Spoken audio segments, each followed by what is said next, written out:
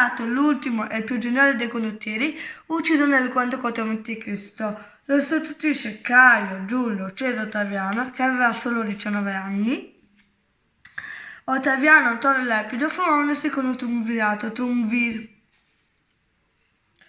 Ottaviano sconfigge Antonio nel 31 a.C. ad Azio.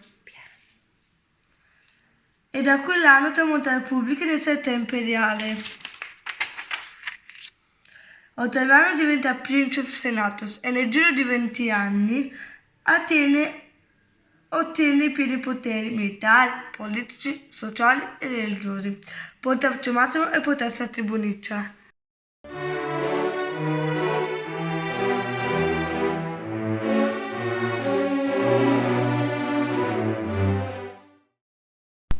Dopo Ottaviano Augusto c'è Tiberio, Cesare Divi Augusti Filius, Augustus Imperator Pontifex Maximus, Tribuni. Ottaviano morì nel 14 d.C.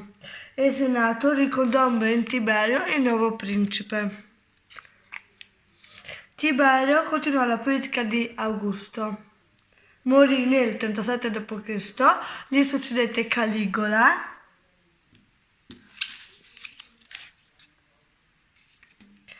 che poi instaurò un regime di terrore, perché era dispotico autocratico, voleva tutto il potere.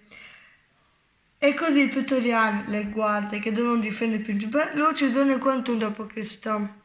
Dopo Caligola arrivò Claudio, che era considerato un debole. Infatti a sua moglie Messalina lo convinse ad adottare Nerone come erede.